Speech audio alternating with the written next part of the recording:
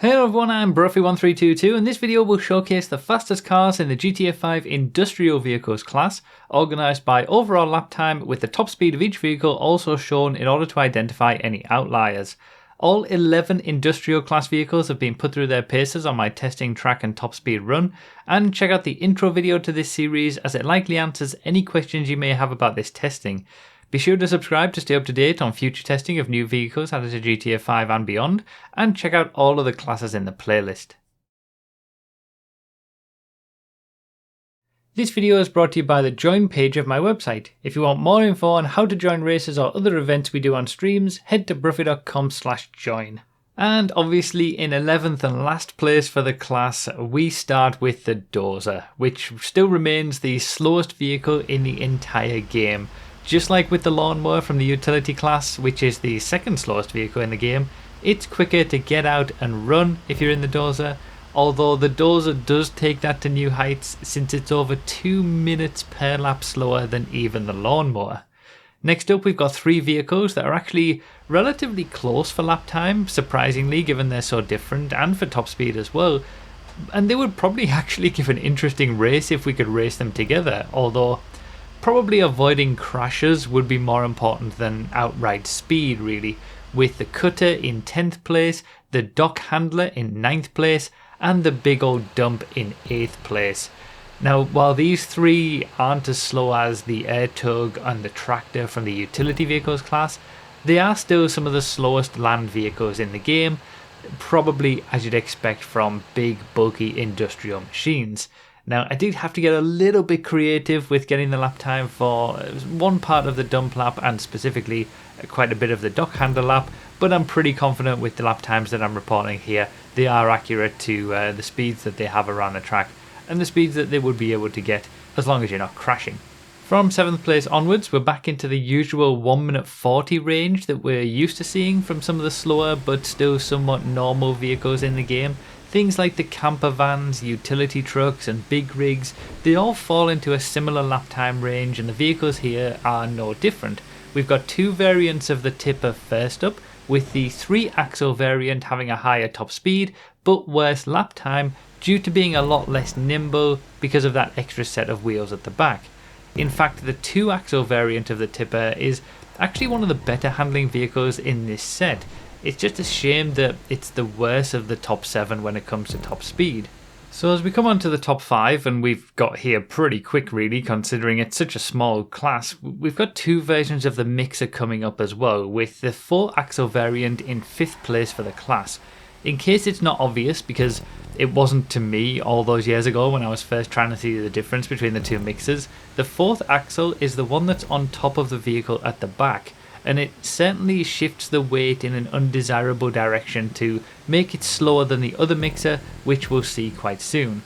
The rubble, however, we're going to see first of all, which is in 4th place, and it's similar to the 2-axle tipper in that it handles quite well around the corners but lacks a bit of top speed to the vehicles around it.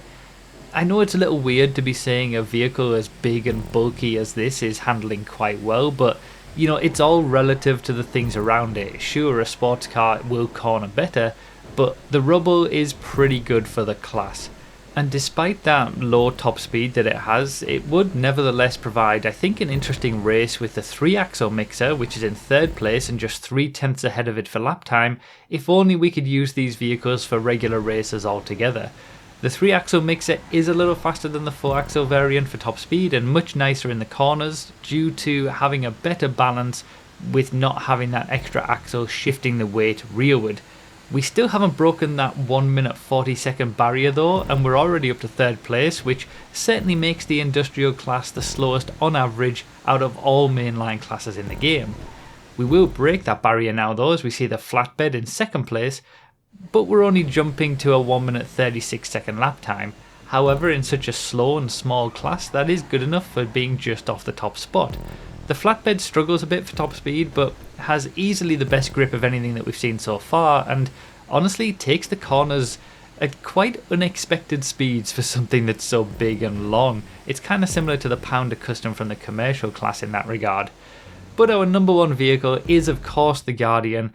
It wasn't going to be anything else. You've already seen it in the off-road class testing video. but with an almost 20-second per lap and 15 mph top speed advantage over the next best in each metric, the Guardian honestly feels a little bit out of place in the industrial class. I've been saying it quite a bit during the second half of this series how the utility class felt like a missed opportunity where we could have had a bunch of pickup and other utilitarian trucks placed into it in order for them to all race together, given that the utility class is one of the very few in this stage that can actually be raced in regular races. Obviously service, industrial, commercial all can't. And I think I'd probably include the Guardian in that as well. It doesn't really fit with the rest of the vehicles in this class, and while it is the only one that can still be used in regular races via the off-road class, I do think it would have been better suited to the utility class alongside a bunch of trucks that did get put into off-roads class officially, as well as the Bison from the Vans class. Maybe I should do a video about how I'd fix all the GTA 5 classes after all.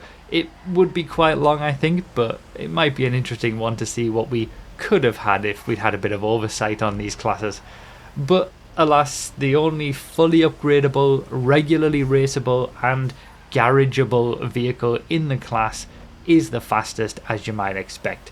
And obviously the difference between first and last places in the industrial class is pretty hilarious to see, and easily the biggest difference of any class in the game. Don't worry, I'm not going to put you through the pain of watching the entire Dozer lap. But that's everything for this video. Please consider supporting on Patreon or become a YouTube member if you want to support this work and get some extra perks for doing so, such as early access to videos and other testing results. And remember to read the description for more info, comment with your thoughts, like the video if you enjoyed or found it helpful, and subscribe for more. As always, thank you all so much for watching, and I'll see you next time.